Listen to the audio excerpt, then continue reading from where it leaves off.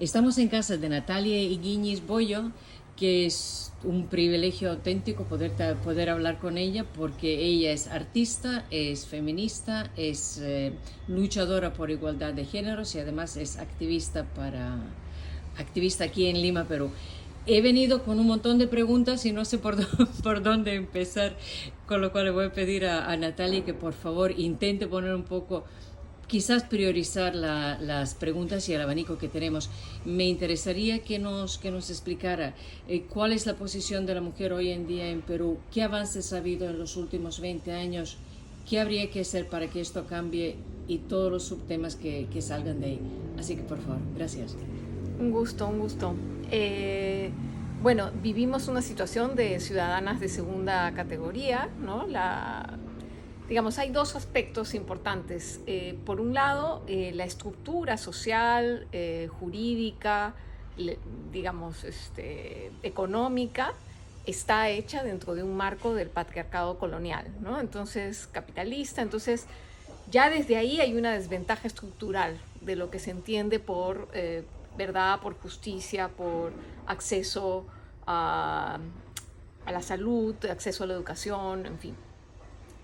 Y el otro aspecto tiene que ver con que incluso en esa estructura, que ya es una estructura principalmente patriarcal, estamos reducidas en nuestras posibilidades de acceso a esos servicios y a esa estructura, ¿no?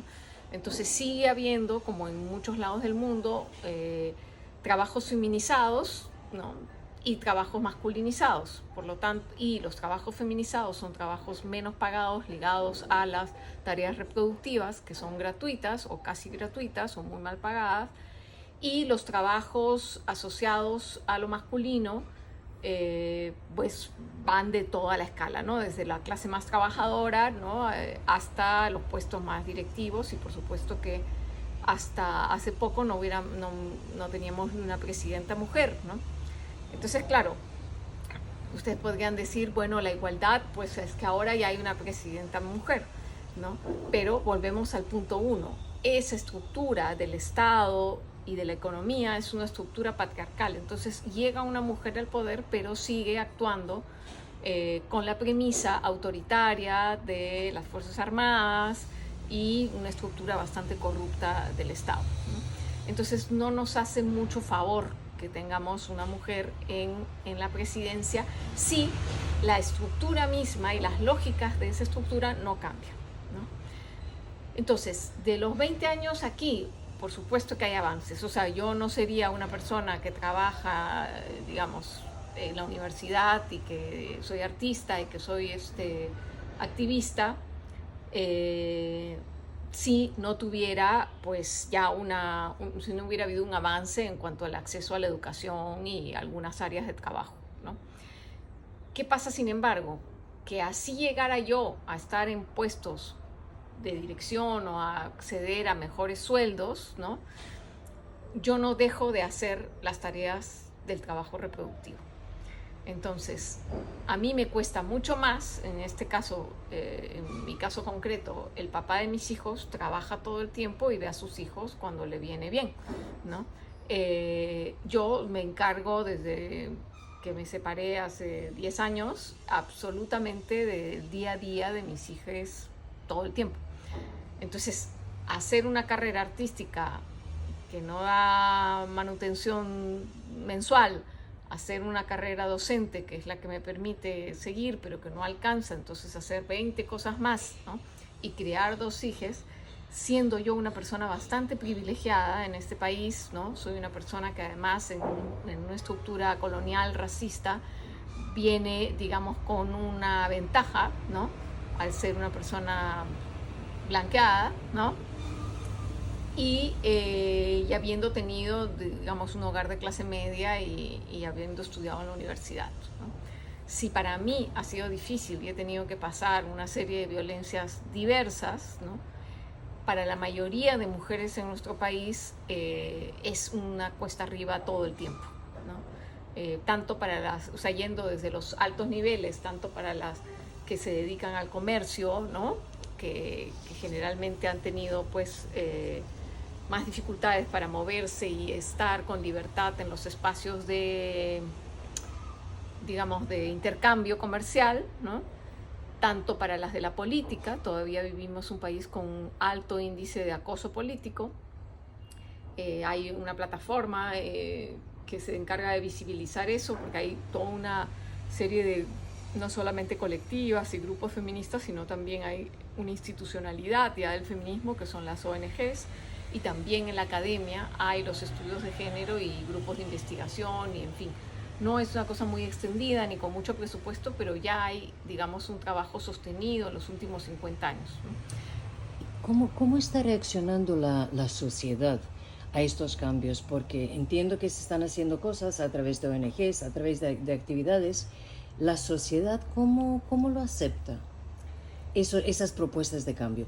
Y por supuesto, una cosa son los cambios que se pueden ver en el entorno urbano y otro en el entorno rural. Sí, pero nada es monolítico, digamos. Hay mucha violencia y un racismo quizás mucho más, y un machismo mucho más sutil en la ciudad, ¿no? Y también hay comunidades y regiones en el Perú más rurales donde hay mujeres muy poderosas, ¿no? Digamos, no podemos decir la ciudad es menos machista que el campo. No, o sea, depende mucho, es un país muy variado, con mucha variedad. Ahora, lo que es más o menos transversal es la violencia sexual, ¿no? Eso se da en todas las clases sociales y en todas las regiones del Perú. O sea, y supongo que pasa en muchos otros países también. El Perú es un país especialmente, digamos, alto en estadísticas, ¿no? De violaciones, sobre todo de violaciones de mujeres, pero tal cual, ¿no? Y con mucho énfasis en adolescentes, ¿no?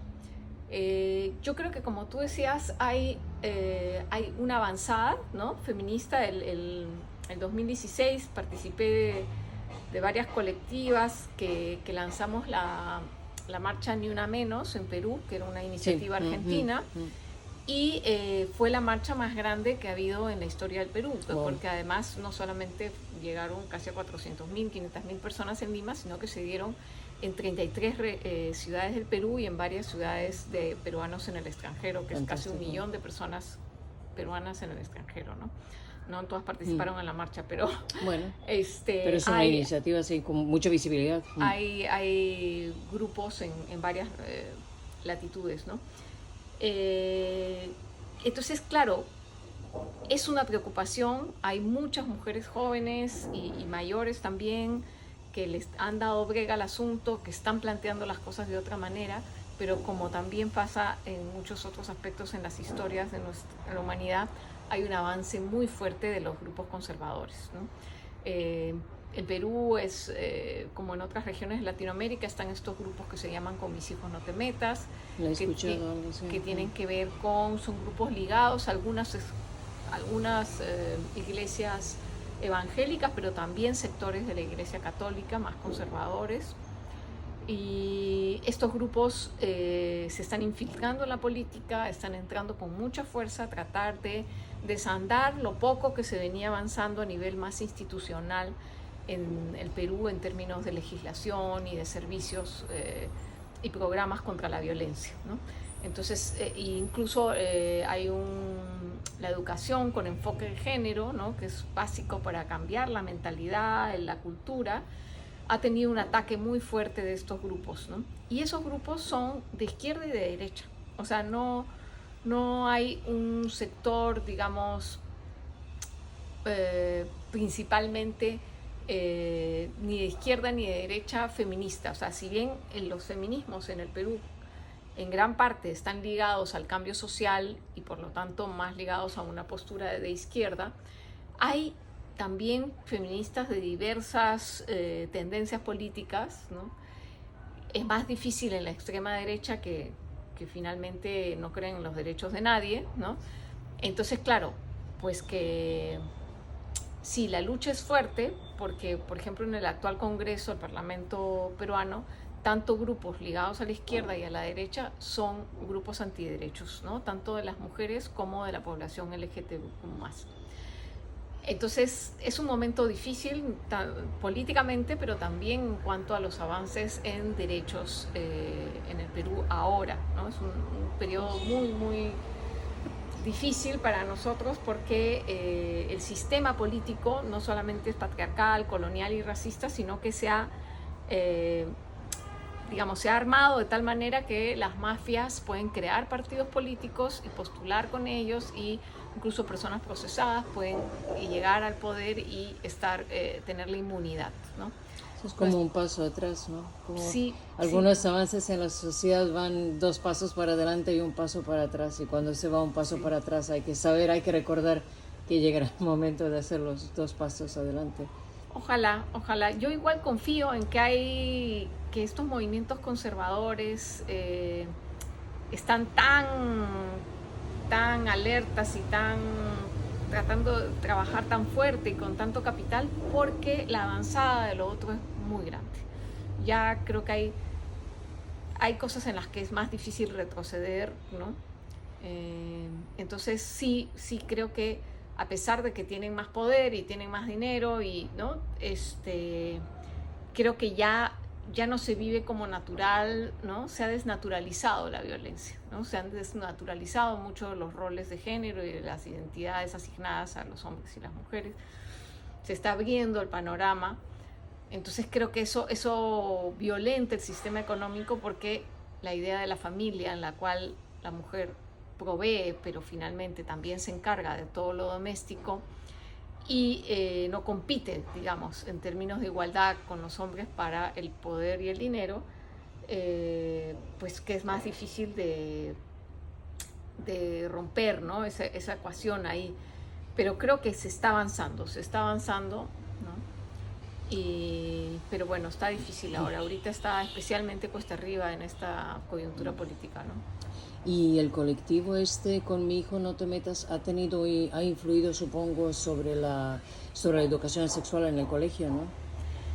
Hay, por un lado, colegios de estas sectas y grupos religiosos, pero que en el fondo usan el tema de la sexualidad de los niños, usan el tema de la autoridad a los padres con respecto a la formación de los niños, las niñas, los niñes,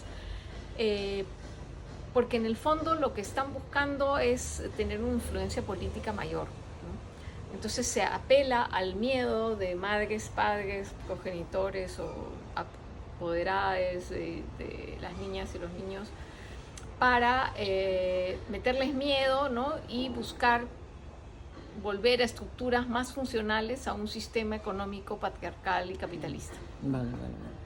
Y el tema de la incorporación de la mujer al mundo laboral, porque aquí la gente, o sea, con un sueldo difícilmente puede vivir mucha gente, ¿no? Entonces la mujer se tiene que incorporar al mundo laboral, sí o sí, tiene que trabajar. ¿Qué facilidades se le dan a la mujer? Hay en algunos países lo llaman discriminación positiva, para intentar incorporar a más mujeres en el entorno laboral, para dar a mujeres más oportunidades. ¿Hay algún proyecto? Casi no hay. O sea, por ejemplo, en la universidad donde yo trabajo nos unimos feministas de diversas facultades y logramos que haya, digamos, algunas prerrogativas en relación a la asignación de carga docente, la asignación, o sea, los concursos, en fin. Pero son cosas muy marginales en realidad. Logramos que haya, por ejemplo, un lactario, pero todavía no hay una guardería para hijas, o sea, para infantes de estudiantes y docentes. Entonces, no hay, digamos, una extensión de políticas de discriminación positiva. Las cuotas que hay son muy acotadas a algunas cuestiones políticas, pero a duras penas se le saca la vuelta de todas maneras a las cuotas. Algún efecto tienen, ¿no? Pero todavía es marginal. Y sí, no hay una conciencia de que de las tareas de cuidado, tanto de la niñez como de adultos mayores, muy mayores, ¿no? Personas enfermas o con discapacidad, ¿no? Sea una tarea compartida, ¿no?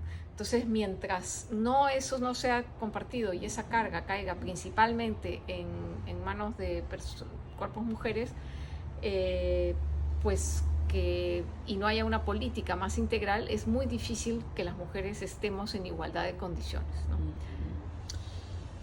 Y leí que aquí en Perú lamentablemente hay mucha o gran parte de esa violencia contra las mujeres y las violaciones físicas que toman lugar se hacen a niñas menores de edad, y que hay muchas madres que son realmente menores de edad. ¿Hay desde el gobierno algún proyecto, alguna ayuda para esas mujeres? Porque claro, tener una hija con 14 o 16 años interrumpe, por decir algo, la carrera, o sea, El la proyecto de educación, vida, o sea, el claro. proyecto. O sea, además, o sea, interrumpe absolutamente todo. ¿Hay algo para ayudar a esas chicas jóvenes? No, no.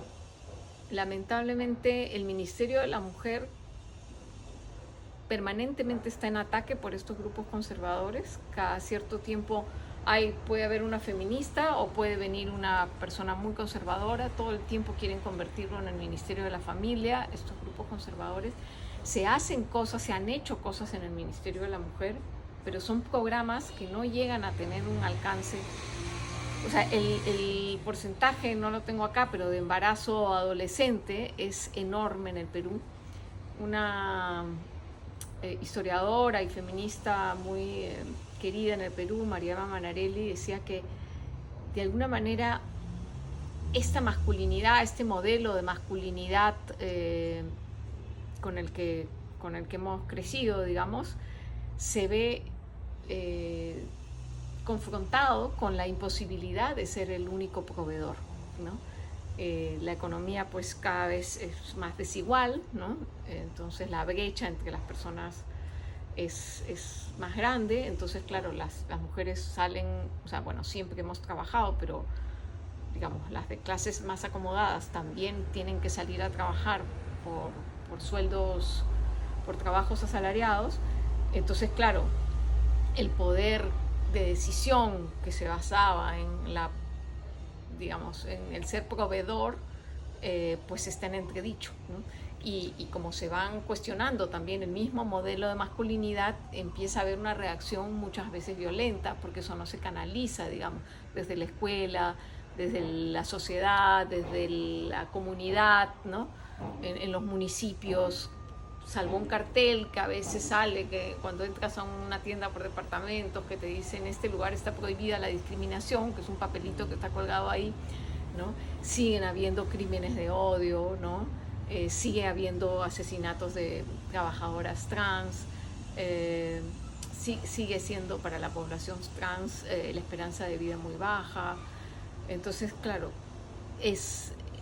seguimos en una situación límite. Creo que hay una mayor conciencia de derechos y de las posibilidades que tiene tu proyecto de vida, pero a la hora de la hora, el poder ejercer ese proyecto de vida y ese asunto vital propio con una cierta libertad es muy difícil, ¿no? Y la legislación, por ejemplo, si lo que comentaste antes, ¿no? Lo de las denuncias, que hay que denunciar, y que se está produciendo un mayor número de denuncias. Cuando una criatura menor de edad denuncia, consigue, o sea, reúne el coraje para hacer la denuncia, o va acompañada de su madre, por ejemplo, bueno, o va acompañada a hacer la denuncia, ese es el malhechor o el abusador es procesado. ¿Hasta qué punto la mujer se puede fiar de la justicia? Parcialmente, parcialmente. Hay algunos casos en que sí, felizmente, se ha agarrado a los feminicidas, se les ha dado la sentencia adecuada, se ha agarrado a los violadores, pero no es la mayoría de los casos. O sea, no es que uno va... Y además, como hay mucha corrupción, también, como hemos visto también en sonados casos, había magistrados de altos cargos que pues encontraban la manera de que los violadores salgan libres, ¿no? Entonces, como pasa en muchos lados, pero acá cuando hay más índice de corrupción, pues más impunidad, ¿no? Entonces es variable. O sea, puedes tener la suerte de que tu caso llega a una fiscalía y a una juez o un juez que tiene, digamos, que sigue la ley, ¿no? Así como en el caso de las adolescentes, puedes tener la suerte de llegar a un centro médico donde se aplica el aborto terapéutico, ¿no? pero la mayoría de veces no se aplica el aborto terapéutico que es legal, ¿no? Para niñas menores de edad, ¿no? Mujeres menores de edad. Y también puede ser que te encuentres pues con una situación en la que tu agresor pues sí vaya a prisión, ¿no? Pero también puede pasar lo contrario, y cuanto más poder tenga el agresor, más dificultades, ¿no?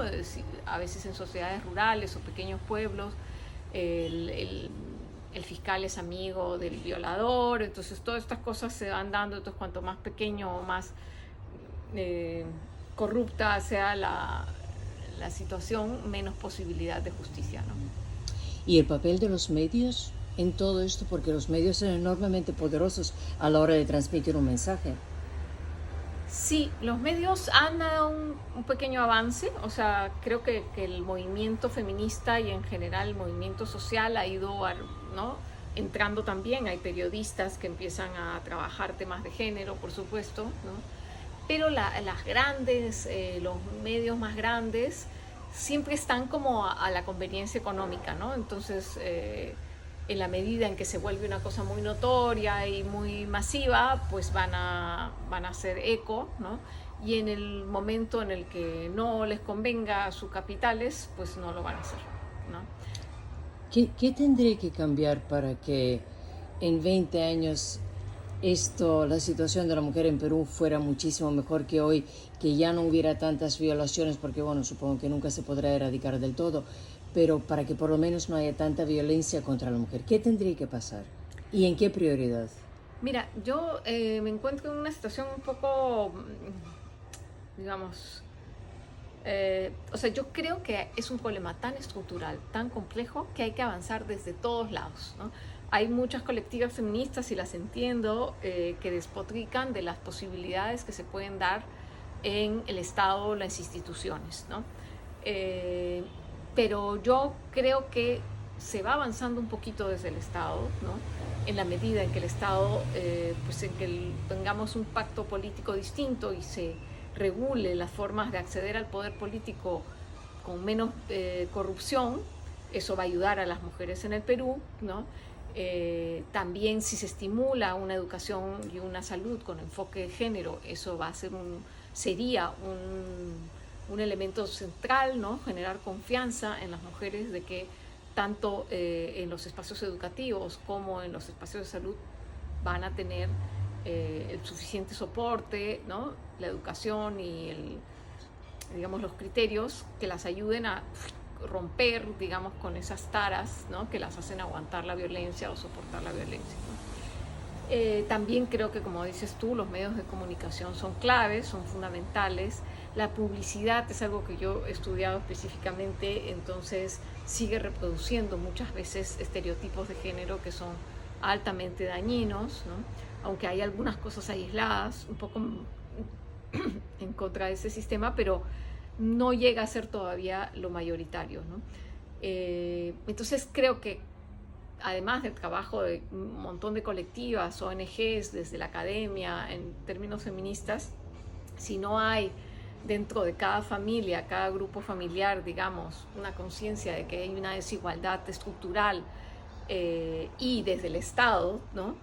Y avanzamos así desde distintos puntos, creo que la cosa puede quedar igual o peor, ¿no?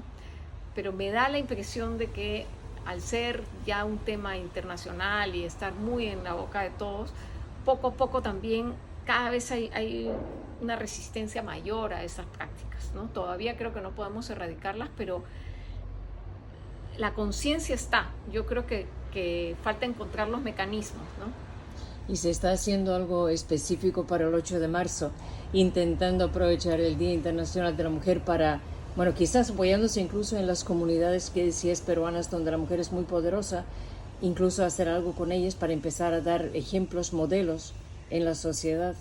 Mira, ahorita siempre hacemos cosas por el 8 de marzo, pero estamos en una crisis política de tales dimensiones que no ha sido la prioridad, ¿no? Ahorita estamos como muy, todos los grupos de derechos humanos, feministas, y muchas delegaciones que han venido a Lima de distintas regiones del Perú, pues estamos abogando porque este gobierno, digamos, este régimen cívico-militar renuncie, ¿no? O sea, que la presidenta actual renuncie y que se convoquen a nuevas elecciones. Incluso el 60% del país pide también una nueva constitución, o sea, el referéndum para ver si hay una nueva constitución, en la medida en que hay un reclamo ahorita identitario muy fuerte de muchas naciones que conviven en el Perú, ¿no? Y que pues necesita tener una representatividad, ¿no? No sé cómo nos iría en términos de derechos de las mujeres, ¿no? En esa nueva constitución, porque el Perú todavía tiene una base conservadora muy fuerte, pero creo que en todo caso sería un espacio importante para el debate, ¿no? Natalia, muchísimas gracias, mucha suerte. Estaré pendiente del desarrollo de las cosas en Perú y espero que nos veamos. Ya, y mándame por favor tu Muchísimas Instagram, gracias. tus Sí, redes sí, sociales.